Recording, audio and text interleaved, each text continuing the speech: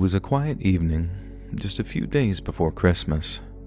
I was alone in my flat, enjoying my first evening of Christmas leave with my dog, Max, who was curled up at the foot of my couch. The weather was really nasty outside, and the flat that I was in at the time was a corner unit, so whenever the wind blew particularly hard, it created this cartoonish howling sound which, if you were nice and warm inside, was actually quite comforting.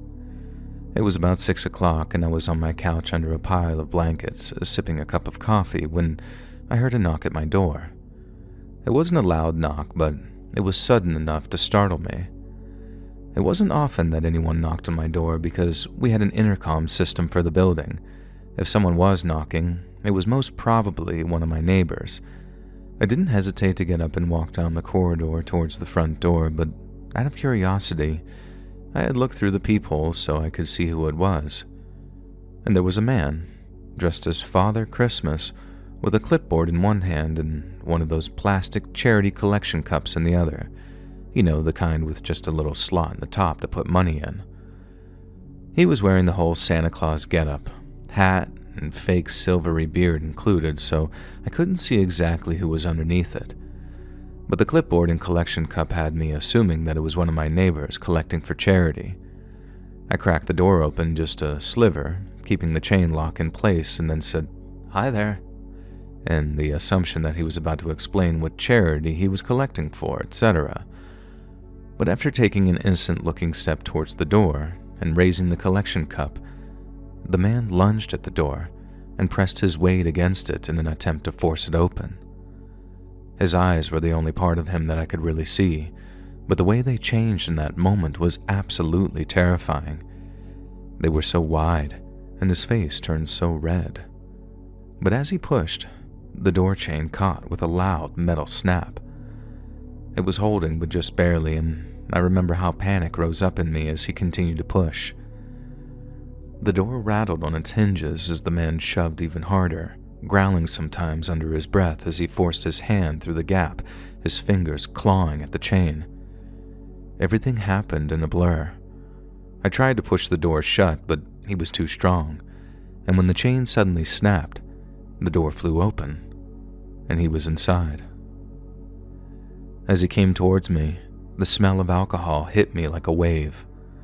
I screamed, backing away as fast as I could, but the apartment was small.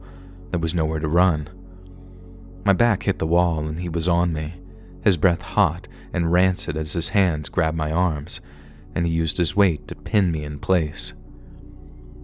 Then I heard the low, guttural growl, cutting through the chaos like some blade, and in the corner of my vision, I saw Max leap up off the couch, his hackles raised and teeth bared. And I'd never seen him like that before. He'd always been such a sweet, gentle dog with people and other animals, but that night, he was transformed into a furious, snarling beast. Max launched himself at the man and bit the arm that he was using to hold me. The man screamed and then loosened his grip as he tried to shake Max off. I remember seeing skin and blood under his torn red suit as Max held on, growling loudly the whole time. The man stumbled back, hammering his other fist against the top of Max's head, but he was relentless. He bit and clawed, his sheer determination driving the man further away from me, giving me time to scramble to my feet. My legs trembled so badly that I could barely stand, but adrenaline pushed me to grab the first thing I could reach, which happened to be a very heavy wooden Buddha statue from the shelf. I hurled it at the man, point blank too, and it hit him so hard in the face that it split his forehead open. He shouted something terrible, staggering backwards while bringing up a hand to his face. Max let go of his arm, but then chased him all the way down the corridor, snapping at his legs as he staggered back towards the open doorway, with blood streaming down his face and onto that fake silvery white beard. He stumbled out of my flat, but Max stopped at the threshold to bark ferociously at him as the man disappeared down the stairs. No one came out of their flats to help me. Most had gone home to see family elsewhere, I think, and anyone in those flats either didn't hear the commotion or just pretended not to. For a moment after I pulled Max in and closed the door, there was silence except for Max's ragged breathing. I managed to walk back into my living room, and then I sat down on the couch again, trembling and in a state of disbelief. It all happened so suddenly, and it had ended just as quickly. I think that it must have been no more than 2 minutes from the knock on my door to me sitting back down on my couch again. It was all surreal. Max trotted over to me, his tail wagging slightly as he looked up at me with this sort of "I did a good job" look. And I wrapped my arms around him, burying my face in his fur, and I started to cry. Eventually, I managed to pull myself together enough to call the police. They arrived quickly, and I explained everything, and they examined the scene before taking a few photos of the broken door chain. They were both very nice, and as one of the officers knelt down to pet Max, he said, "This one's a little hero, isn't he?" And I couldn't have agreed more. If it hadn't been for him, I don't know what would have happened, and thinking about it makes my stomach churn. The man in the Santa suit was caught not far away, still bleeding from the bites my dog had given him. The police later told me that he had a criminal record, a very long one, which honestly didn't surprise me.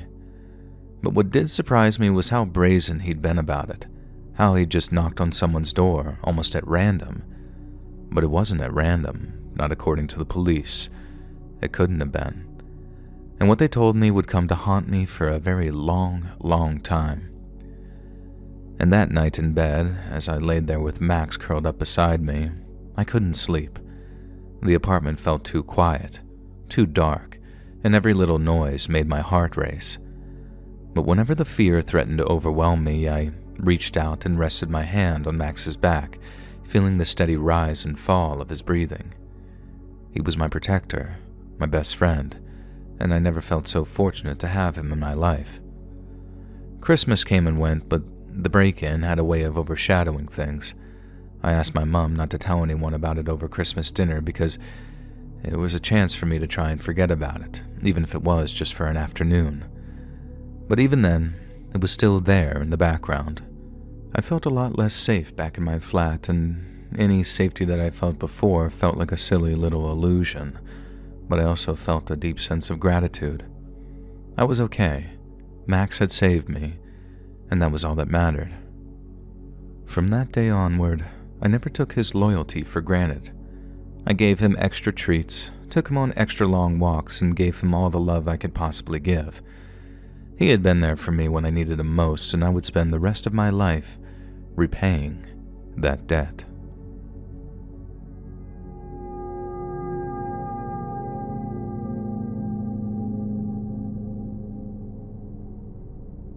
It was the day before Christmas, and the store was chaotic with last-minute shoppers. Parents rushed through the aisles, pushing carts piled high with wrapping paper, decorations, and toys, and the shelves were almost bare with only a few items left that looked like decent gifts, and people seemed frantic, grabbing whatever they could find. I was in the toy section trying to find something for my niece, and it was very slim pickings. Then I noticed a toy on the shelf that seemed to be the hot item. It was brightly colored and packaged to grab attention, and there was only a couple left, and I saw two parents reach for the same one at the exact same time. One was a man and the other was a woman, and they both grabbed it and wouldn't let go. They started arguing right away. Their voices were sharp and loud, cutting through the noise of the store. Other shoppers began to notice and stopped to watch. Neither of them would back down. The man pulled on the toy, but the woman held on tightly, and they were glaring at each other, and their faces were just red with frustration, and it was clear that neither was going to give up. The tension grew as they continued to fight over this toy. The man shoved the woman and she stumbled but didn't seem to fall, and she came right back at him, reaching for the toy again. And that's when it escalated.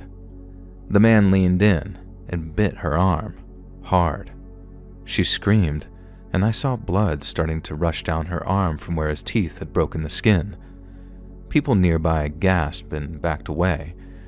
Some tried to step in, but the man was still holding onto the toy, his grip seemingly unrelenting, and the woman clutched her arm, wincing in pain, but she didn't let go of the toy either. Store employees came running, and somewhere in the background I could hear the faint sound of sirens getting closer. And eventually the man dropped the toy onto the floor. He looked around. His chest was just heaving as he tried to catch his breath, and then he turned and started walking away, like nothing had happened at all. The woman was still holding her arm, and she bent down and picked up the toy, and she seemed to clung to it like it was the most important thing in the world.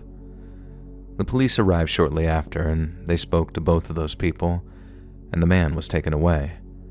The woman was given first aid for the bite, and she looked shaken and pale but refused to let go of that toy. The crowd that gathered slowly dispersed, and the store fell quiet again. People whispered as they walked away, avoiding that section of the store, and I left the store without buying anything. My hands were empty, but my mind was full of many questions. How could something like that, like a toy, lead to such violence? And as I walked to my car, I kept thinking about the child who would receive that toy. Would they ever even really know what their mom went through to get it? I hoped they wouldn't, but I couldn't shake the uneasy feeling that the whole scene had left behind.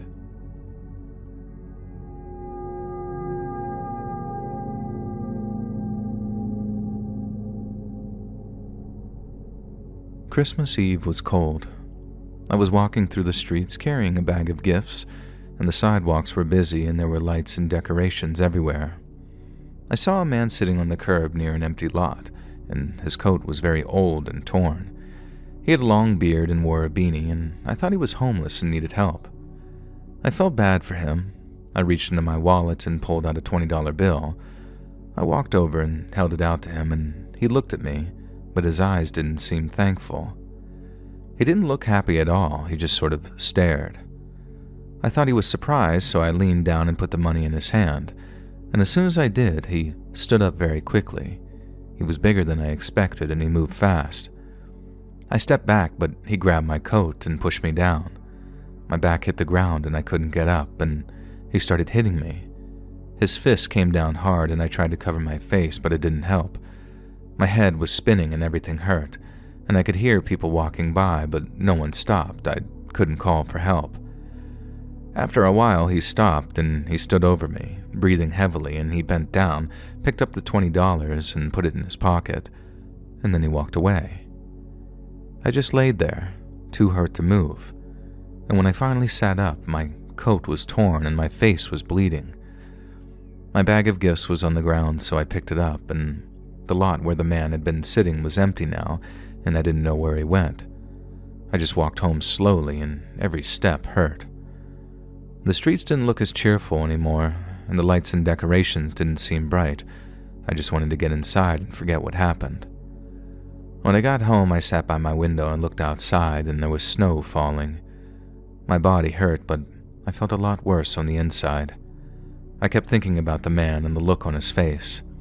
He didn't just seem angry. There was something else, something I didn't understand. The next morning was Christmas, and I opened the gifts that I had bought for myself, but it didn't make me happy. All I could think about was that guy, and I wondered why he got so angry and why he attacked me, and I just couldn't figure it out. I spent the rest of the day feeling uneasy, and I kept looking out the window, but there was nothing there. And still, I couldn't shake the feeling that something was wrong, and I didn't know if I would ever feel normal again.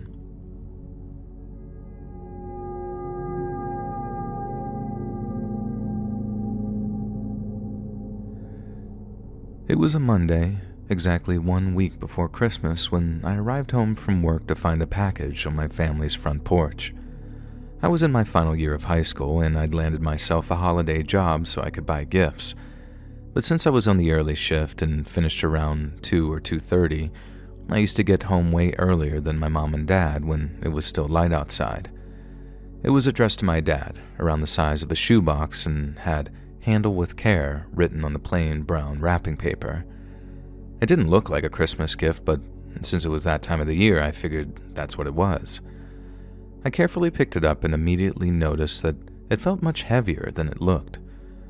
I remember thinking, okay, whatever's inside must have been expensive, because the weight of it, coupled with the "Handle with care" thing, that made me think that it was some dishware, maybe even a car stereo, the kind of thing that he was into. Carefully, I set it down on the kitchen table, trying to figure out who it might be from, My dad didn't have many friends, and he spent most of his time at work, so I figured it was either from a client or someone from his small circle of friends. I didn't put too much thought into it, though, because all would be revealed come Christmas when he opened it. At least, that's what I thought. Mom came home a few hours later, then Dad was the last to get home at around 6 that evening. We showed him the package the second that he'd stepped in the kitchen, then after making coffee and asking us about our days, Dad took the package up to his office. Mom told him that he should wait till Christmas before opening it, but Dad was right when he said nothing on the package marked it out as a gift, and the wrapping paper was plain and there wasn't any sort of Merry Christmas written on the tag. The only distinctive marking it had was my dad's name, so he figured it was something to do with work and wouldn't be particularly exciting. The last thing my mom said to him was something like, "Well, if it's edible, at least share some with us." And he said he would, and then he walked out of the kitchen. Seconds after my dad carried the package up to his office, I finished my coffee, put the cup in the sink, and then walked into the family room and flopped down on the couch in front of the TV. I was flicking through the channels when I called out to my mom asking what time dinner was going to be ready. I didn't get to finish that sentence, though. I was midway through when we both heard this very tremendous bang coming from upstairs, and we met each other in the hallway. Mom and myself, I mean, and then ran upstairs to see what the hell made that noise. Mom made it to the door of my dad's office first, and when she opened it, I didn't see what was inside. I just sort of smelled this burning of chemicals before Mom started to scream. And what happened next was kind of a blur. I remember looking into the office and seeing my father, but then immediately slamming the door closed again because he wasn't him anymore. It was a complete mess in there. Pieces of him were everywhere, and I knew he was dead. There was no bringing him back, and there was so much blood and bits of body everywhere that my gut reaction was to just not want to see him. My priority was Mom, and it kind of amazes me how I figured all that out in a fraction of a second, totally wordlessly. She saw what she saw and screamed, like you might expect any regular person to do when they see their life partner blown apart in front of them. But with me, it was like a shutdown. Emotionally, I mean, so I could deal with the fact that my mom was having a complete nervous breakdown right before my eyes. I mean, given what she'd seen, what we'd just seen, there was no telling what she was going to do. The only thing I could get her to focus on was calling 911, so that's what we did. But then, she told the 911 operator what had happened, and then that sent her into a spiral again. She wailed and cried and passed the phone over to me, and I had to leave the room just to be able to focus on what was coming out of my mouth. It was terrible. Without a doubt, the single worst thing I've ever experienced, and I know for a fact that I'll never get over it. But that's not because it was so sudden or violent. It's because even all these years later, we have no idea who sent that package or why. The only clue I got is how people at his job acted in the time after his funeral. Dad worked for some import or export company that operated out of Los Angeles and San Diego. He made them a lot of money, and he was paid handsomely for his services. The company was amazing in the initial aftermath of his death. They paid all of his funeral costs, made sure the life insurance and pension money came through, and even offered to pay for me and my mom to head off on a vacation to Hawaii for about a month, though we didn't accept that offer. And when it came time for me to try and find out what Dad actually did for them, as in what his job was, they completely shut down and started stonewalling us. They basically said that they were more than happy to assist with any further financial costs in relation to Dad's murder, but when it came time to finding out so much as a scrap of information about how he actually made them their money, that was against company policy. They promised that they'd work hand in hand with the cops should they reach out to talk to them, but then, according to those very same cops, the company only did the bare minimum that they were legally required to do, and then their lips were sealed. As one cop put it, they went out of their way to ensure that we only had a vague job title and description in the form of product acquisition and very little else, We didn't know what his day-to-day looked like. We didn't know the names of the people he worked with, and when it came to the possibility of Dad making any enemies through his job, his bosses and coworkers were less than helpful. It made no sense to us at the time. How could they be so helpful and not get in trouble with the law for, I don't know, obstruction of justice or something like that? Well, they had lawyers, a lot of them, who helped them stay well within the legal guidelines, while at the same time keeping us and the cops almost completely in the dark. We had no idea who had sent that bomb, no idea why they'd wanted to kill my father, and no idea how the hell they'd managed to make the whole thing completely untraceable. The only thing the cops could think of was that whoever built that bomb and delivered it to our house had been hired as a professional to do a job. In other words, my dad was killed by a corporate hitman. They never found the guy that did it, and we never found if anyone paid to have him killed, and if so, who. The pain has gotten easier over the years, and Mom definitely still struggles with it from time to time, but in terms of being able to function as a family, things have gotten a lot better. The only thing I've struggled with is the resentment that I feel towards the people he worked with, the people who abandoned us when we needed them most, and the people I'm pretty sure have intimate knowledge of the circumstances in which my dad was murdered. I've had 2 different therapists tell me that, if I let it, my resentment will be the thing that destroys me. But I disagree. I think the only people who will really suffer if I let that happen are the people who know what happened to my dad.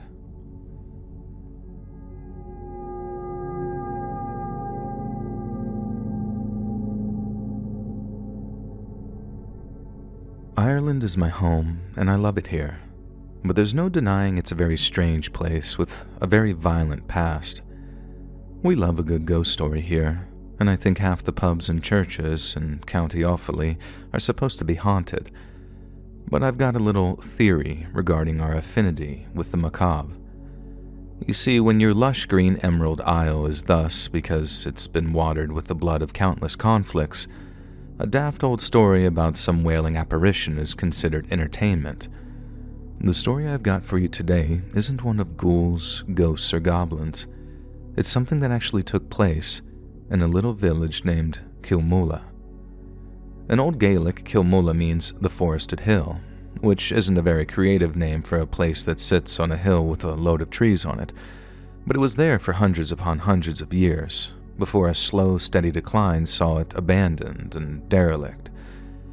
Being right on the border between Great Britain and Free Ireland, the area around Kilmula became a hotspot for cross-border arms smuggling from the 60s onwards.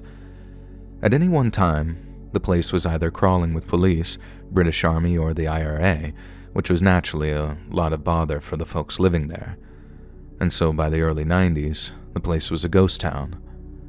I know all that because my granddad grew up in Kilmula, and I thought that he'd be sad to see his childhood home a crumbling ruin that doesn't even appear on maps after about 2010. But he once told me that Kilmula becoming a derelict was the best thing to ever happen to it. He said it was a terrible place where terrible things happened, and he was glad his family moved away when they did. I was in my late 20s when he told me that, and it stunned the rest of my family as much as it did me. We'd always assumed that he'd had quite a happy childhood, but it turned out our granddad had never really talked about growing up in Kilmula. He'd mentioned old school friends here and there. He'd often spoken of his family too, but he'd stayed relatively quiet about his place of birth. So much so that when he did finally tell us about it, we could barely believe our ears. According to Granddad, Kilmula was, for want of a better word, cursed. He was deadly serious when he said it was a place where terrible things happened, and nearly one Christmas evening, once we'd all settled after dinner, he told us a story that I'll never forget. According to Granddad, Kilmula had been the site of many a massacre, even before 3/4 of the village was slaughtered by Cromwell's army back in the 17th century. But it was the events following Kilmula's reconstruction that gave the village its reputation.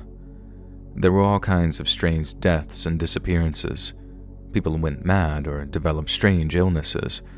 But without a shadow of a doubt, the worst thing that happened during Grandpa's childhood happened during Joseph Flaherty's Christmas shindig. The Flaherty family owned a small farm on the opposite side of the River Blackwater, and on it, they had a farmhouse, a few fields, and a whiskey distillery.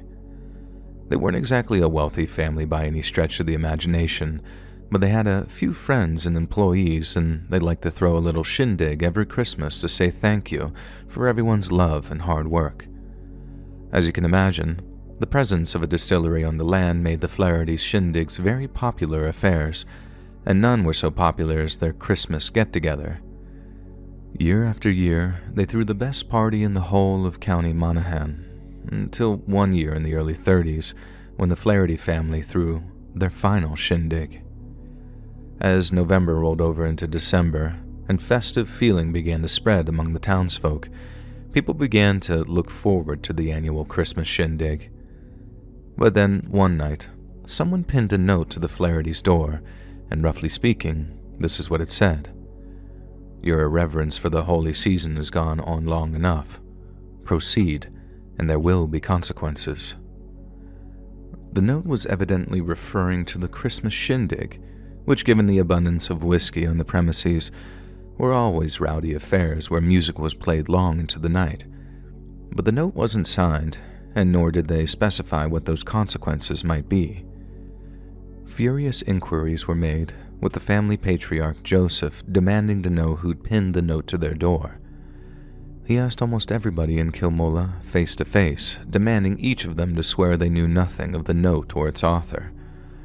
Most people were horrified and told Joseph that not only had it not been them that left the note, but he'd be the first person they told if they found out.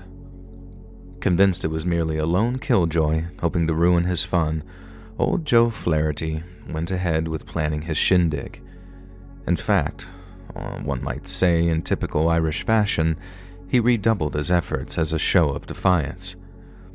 He organized for a full band to travel down from Monaghan town, promised a festive feast that outdid anything that had come before, and according to Grandad, was even rumored to have purchased a few bottles of the finest French champagne from a purveyor in Dublin. As the weeks went by, and the date of the shindig approached, Grandad remembered people getting more and more excited with each passing day. People had to work very hard back then to maintain what little they had, so the idea of being able to let their hair down and dance away their worries was obviously of massive appeal, and it appealed to a hell of a lot of people too. Usually the Flaherty family extended invitations to friends, families, and employees, but that year they told their employees to bring their friends and their friends' friends and just about anyone who'd fancied a good old-fashioned piss-up. And then before long, half of County Monaghan was expecting the night of their lives in the old Flaherty house, but not Grandad. He said the Flaherty's Christmas shindigs were no place for a child. And with all that drink and all those unmarried young people, it was safe to say that some very ungodly things occurred at those shindigs. But that's exactly why my granddad's older brother, so my great-uncle, was so excited to attend. He'd had his eye on a girl from the next town over, Molly or Holly or whatever, and having heard that she was planning on attending, he was dead set on going himself to try and court her. But as it turns out, going to that shindig was the biggest mistake he ever made. And so on the night of the party, all the attendees head off in their finest clothes and dancing shoes, all intending on having the night of their lives. Some weren't expected home until the wee small hours of the morning, and others not until the following day. So at first, their unexpected absences were met with nothing but assumptions of a grand old hootenanny. County Monaghan's wives and mothers weren't best pleased, that much is true, and Grandad remembers his mum getting in a right old nark that my brother failed to come home. But after the morning and afternoon passed with no sign whatsoever of any returning partygoers, people began to worry. When it became evident that not a single person that had been to that party had returned home, a group of the older and more responsible menfolk walked all the way over to Flaherty Farm to see what the crack was. Apparently, they knew something was wrong from how quiet the place was as they approached, but it was only once they were inside that they saw how terrible things truly were. That winter had been an exceptionally cold one, and the weather had been equally grim on the night of the Christmas shindig. So instead of heading home when suitably sauced, the partygoers saw fit to sleep wherever they could find a spot. People slept on couches, in armchairs, on the floor, on the table, anywhere they could find a space, and they nestled into their dreamless, boozy slumbers. And for most of them, the places they chose to sleep were the places they died. At some point, we suspect very early in the morning, a group of men approached the Flaherty farm and quietly made their way into the farmhouse. There, almost 30 people slept in the home's many rooms, many of them in a deep and dreamless sleep from all the whiskey they'd guzzled down the night before. Then after, quietly creeping among the sleeping revelers, the interlopers began to silently slaughter them.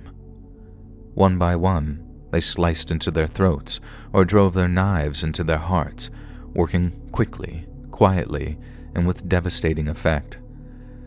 When people started to wake up here and there, they were set upon to silence their screams. Then when the killers lost control of the situation, they produced pistols and opened fire. We know all this because the police examined the scene sometime afterwards and were quite easily able to determine who had been killed in their sleep with a blade versus who had been shot while trying to escape or fight back. We also know the killers once again pinned a note to the Flaherty's door. "We warn them," was all it read. Granddad said that almost every family in County Monaghan lost a loved one on that morning, and what followed became known as the Black Christmas of 1943. What should have been a season of joy and goodwill became a season of mourning and funerals, and an awful lot of police officers had to work over Christmas when they'd otherwise thought they'd be free to enjoy their goose and their Christmas pudding with family. And the people who committed the act of mass murder were never found. The police believed they'd found the boot prints of 3 men leading off in the direction of the nearby river, but it's there that the trail ran cold, quite literally, as the river was so cold it was close to freezing over. The police suspected the killers had waded down the river in order to avoid leaving tracks, as it was too shallow in many parts to effectively row a boat. But to a person, it's not exactly ankle deep either. Whoever killed all those people were content to wade through a freezing cold river, possibly for miles, in order to properly cover their tracks. Granddad said that made some people think the killers were not human, but to me, that just shows how psychopathically determined they were to avoid punishment. The police searched high and low for them, questioned every priest in County Monaghan to see if they knew anyone who might be capable of such a thing, but not a soul could help them. My great-uncle had been one of those murdered at the party, supposedly being one of the last to die while trying to fight back against his killers. Granddad said that gave him consolation, but their mother was distraught. He could have died in his sleep, at peace and unaware, but instead, her son died terrified at the hands of killers who never saw justice for their crimes. The grief of losing their son was partly why the family moved away to begin with. But like Granddad said, there was other stuff going on around Kilmoola that he called unnatural. He died before telling us any more detailed stories about the bad things which happened to his old hometown, which, to me, both is and isn't a shame. I'd have loved to have learned more about it, but at the same time, I'm glad he didn't have to go picking at old wounds.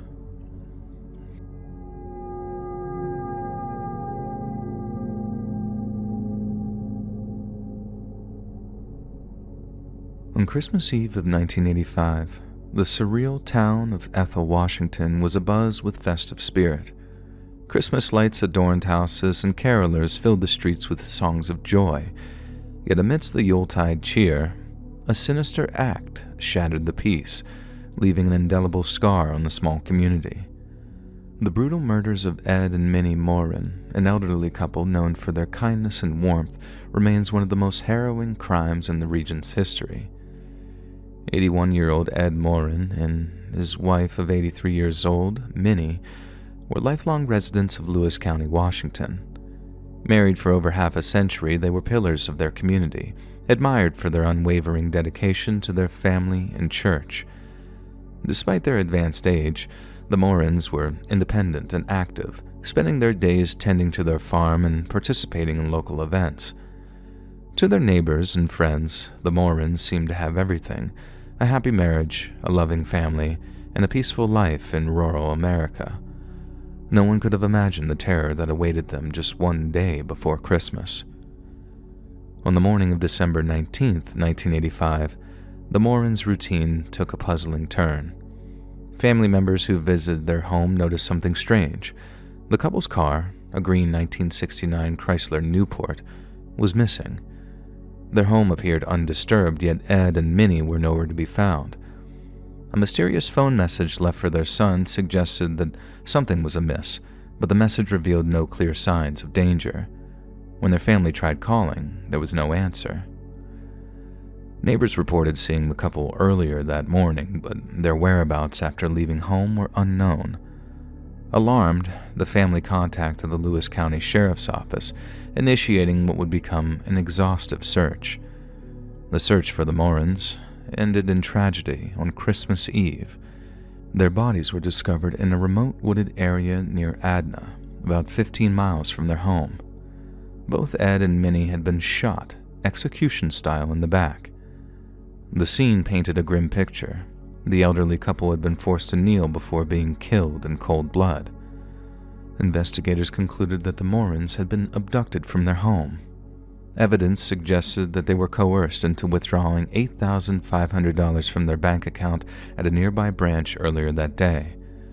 The missing Chrysler was later found abandoned in a supermarket parking lot, its interior stained with blood.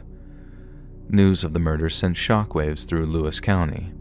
Ethel, a close-knit community, struggled to come to terms with the violent crime. Vigils were held to honor the Morans, and locals came together to support the grieving family. The thought of such brutality inflicted upon two beloved community members was unfathomable. "They were the kindest people you could ever meet," said one neighbor. "It's hard to believe anyone could harm them."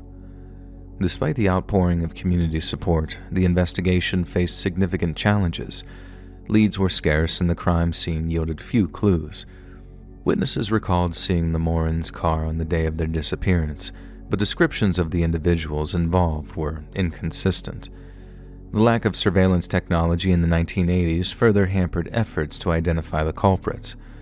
Detectives theorized that the murders were financially motivated. The forced withdrawal of $8,500 indicated that the perpetrators saw the Morans as an easy target. However, the brutality of the crime suggested a level of malice that went beyond mere greed. Over the years, the case grew cold, and despite their best efforts, law enforcement was unable to identify any suspects. The Morans' family continued to advocate for justice, refusing to let the memory of Ed and Minnie fade away. And eventually in 2012, nearly 3 decades after the murders, the case took a dramatic turn. Advances in forensic technology and renewed investigative efforts led to the arrest of Rick Rife, a former resident of Lewis County who had long been suspected of involvement. Rife and his now deceased brother John Rife were believed to have targeted the Morans for their perceived wealth. The breakthrough came after witnesses came forward with new information, corroborating earlier suspicions about the Rife brothers' involvement. Additionally, investigators uncovered evidence linking Rick Rife to the crime, including testimony from individuals who had heard him boast about the murders. Rick Rife's trial in 2013 captivated the community. Prosecutors argued that Rife and his brother had abducted the Morans, forced them to withdraw money, and then executed them to eliminate witnesses. They presented testimony from over 100 witnesses, painting a chilling portrait of the events leading up to the murders.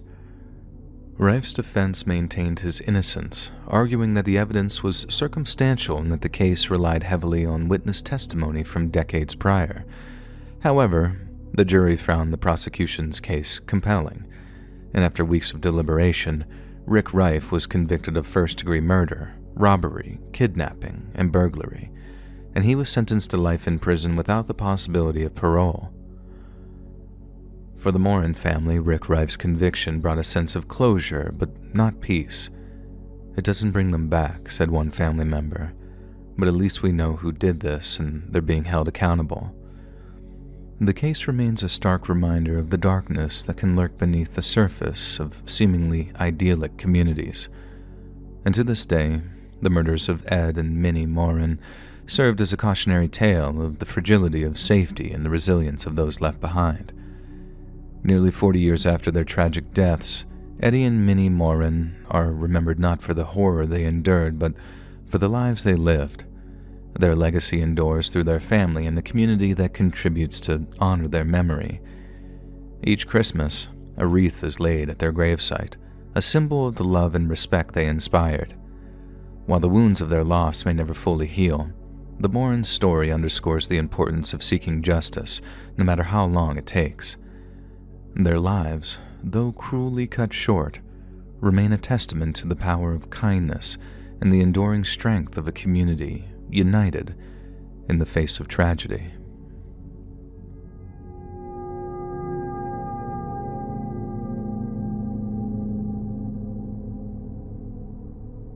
On Christmas Eve of 2011, the festive spirit of Nashville, Tennessee was suddenly and violently shattered by the brutal murder of Paul Logan, a 55-year-old businessman known for his generosity and kindness of spirit.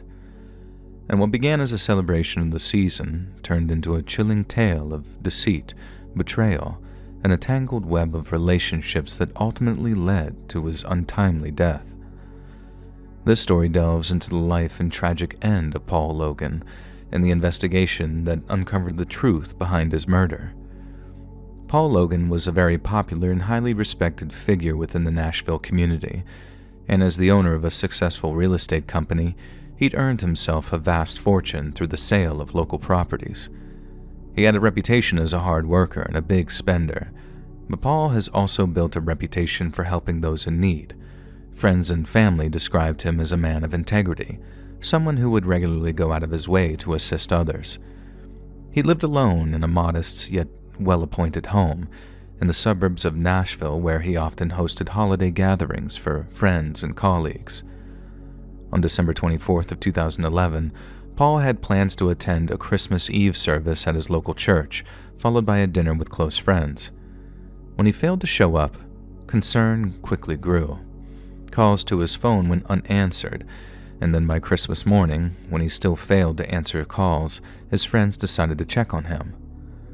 What they discovered would haunt them forever. Paul Logan was found dead in his living room, lying in a pool of blood. He had been stabbed multiple times and signs of a violent struggle were evident. Furniture was overturned and a shattered lamp lay nearby. The Christmas tree, once a symbol of holiday cheer, stood askew, its decorations scattered across the floor. The scene painted a grim picture of Paul's final moments. Investigators were called to the scene, and it was immediately clear that this was no random act of violence. There were no signs of forced entry, suggesting that Paul either knew his killer or had willingly allowed them into his home. Detectives began piecing together Paul's final hours, interviewing friends, neighbors, and colleagues. One of the first breakthroughs came from a neighbor who reported seeing an unfamiliar car parked outside Paul's home late on Christmas Eve. The description of the vehicle, a dark sedan, would later prove crucial. As investigators delved into Paul's personal life, they uncovered a complex web of relationships. While Paul was generally well-liked, he had recently been involved in a business dispute with a former associate, Eric Matthews. The two had parted ways acrimoniously after a failed real estate deal, and Matthews had reportedly made threats against Paul. This immediately placed him on the radar of the police. As the investigation continued, forensic evidence from the crime scene provided a major lead. A blood-stained knife, believed to be the murder weapon, was found discarded in a trash can a few blocks from Paul's home. DNA analysis revealed two profiles, Paul's and an unknown individual. At the same time, surveillance footage from nearby homes and businesses were reviewed. A camera from a neighbor's driveway captured a dark sedan matching the witness's description, leaving Paul's home around the time of the murder. The vehicle was traced back to Eric Matthews, whose alibi quickly fell apart under scrutiny. Eric Matthews, a 42-year-old real estate agent, was known for his volatile temper and history of financial troubles. Investigators discovered that Matthews had been struggling to repay a substantial debt to Paul, which had strained their relationship. Further digging revealed text messages and emails in which Matthews expressed anger and resentment toward Paul, accusing him of ruining his career. When confronted with the evidence, Matthews initially denied any involvement. However, inconsistencies in his story combined with the mounting forensic evidence eventually led to his arrest. During a search of his home, investigators found clothes with traces of Paul's blood, as well as documents indicating his financial desperation. The trial of Eric Matthews began in the fall of 2012 and attracted significant media attention. Prosecutors painted a picture of a man driven by greed and anger, who saw Paul Logan as an obstacle to his success. They argued that Matthews had gone to Paul's home on Christmas Eve under the pretense of reconciliation, only to attack him in a fit of rage when Paul refused to forgive his debts. The defense, however, attempted to cast doubt on the evidence, suggesting that it was circumstantial and that other individuals with motives had not been thoroughly investigated. They also highlighted Matthews' lack of a prior violent history, arguing that it was out of character for him to commit such a heinous act. After weeks of testimony and deliberation, the jury found Eric Matthews guilty of first-degree murder. He was sentenced to life in prison without the possibility of parole. The verdict brought a sense of closure to Paul's family and friends, though the pain of his loss would linger for years to come. Paul Logan's murder serves as a sobering reminder of how easily trust can be betrayed and how the holiday season, a time of joy for many, can also be marred by tragedy. In the wake of his death, Paul's friends and colleagues established a charitable foundation in his name, dedicated to providing housing assistance to those in need. A fitting tribute to a man who devoted his life to helping others. The murder of Paul Logan is a stark example of how personal and financial pressures can spiral out of control, leading to devastating consequences. It's a story that underscores the importance of vigilance, even among those we consider friends and colleagues, and the enduring impact of violence on a community. And though justice was served, the memory of Paul Logan continues to inspire acts of kindness and generosity in Nashville and beyond. His legacy reminds us that, even in the darkest of times, the spirit of compassion and giving can prevail.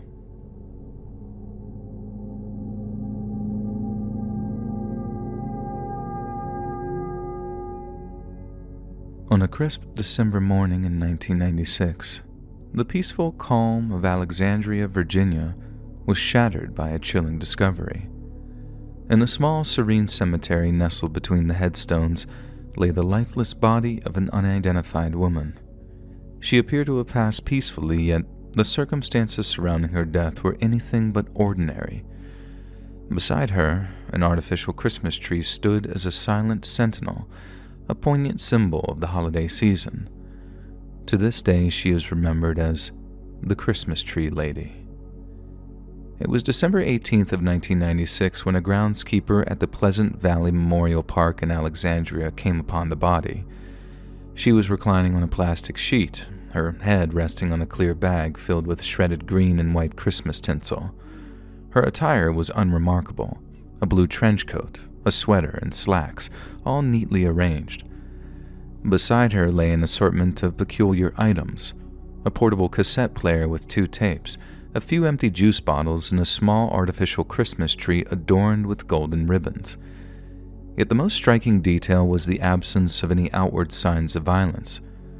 Authorities would later conclude that the circumstances of her death were a mystery, but that she had been killed using a combination of alcohol and antihistamines. However, this conclusion did little to explain the killer's motivations or the identity of their victim. The Christmas Tree Lady was estimated to be between 50 and 70 years of age. She had graying auburn hair and wore glasses. Her clothing, while unassuming, was clean and suggested a middle-class background. She carried no identification, and her fingerprints were not in any database, leaving investigators with few clues as to who she was. A note was found among her belongings, cryptic in its content but revealing her intent. It read, "Deceased. Prefer no autopsy. Please order cremation with funds provided. Thank you, Jane Doe. Attached to the note was a $50 bill, presumably intended to cover the costs of her cremation.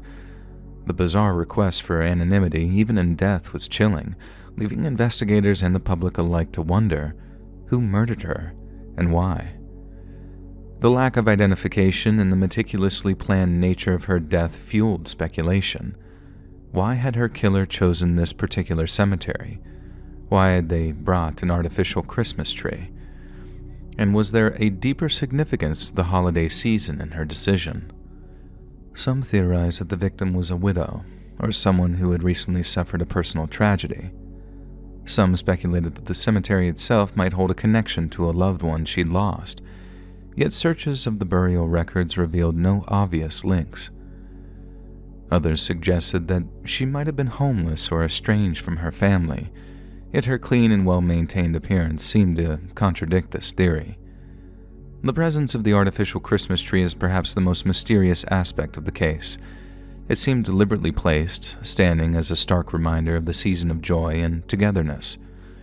Some have speculated that the tree was a symbolic gesture, representing a longing for connection during a time of year when loneliness can be particularly acute. Others believe it was an attempt to mock the very nature of the holiday season.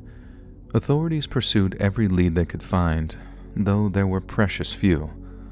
Local and national databases yielded no matches for her fingerprints. Her dental records provided no answers. Investigators released sketches and details of the case to the public, hoping someone might recognize her, but no one came forward. The cassette tapes found at the scene contained recordings of classical and religious music, further deepening the sense of mystery. Nearly 3 decades later, the identity of the Christmas tree lady remains unknown. Her story has become a poignant reminder of the hidden struggles many face, particularly during the holidays, when the lonely and vulnerable can be isolated and targeted during the coldest and darkest times of the year. True crime enthusiasts and amateur sleuths have kept their memory alive, discussing her case in forums and podcasts. Advances in forensic technology such as genetic genealogy offer hope that one day her identity might be uncovered. Until then, the Christmas tree lady stands as a haunting symbol of an unsolved mystery, her story etched into the annals of true crime lore. The years since her death, the Christmas tree lady has touched the hearts of many who have learned of her story. As investigators and the public continue to ponder her identity and the meaning behind her final acts, her legacy endures, wrapped in the enduring mystery of a story untold.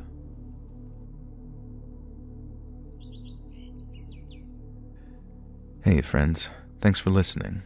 Click that notification bell to be alerted of all future narrations. I release new videos every Monday and Thursday at 9 p.m. Eastern Time, and there are super fun live streams on Sundays and Wednesday nights. If you got a story, be sure to submit them over at my email, letsreadsubmissions@gmail.com, and you might even hear your story featured on the next video. And if you want to support me even more, grab early access to all future narrations and bonus content over on Patreon, or click that big join button to hear about the extra perks for members of the channel. And check out the Let's Read podcast, where you can hear all of these stories in big compilations located anywhere you listen to podcasts. All links in the description below. Thanks so much, friends. And remember, switching to water can save you 750 calories a day.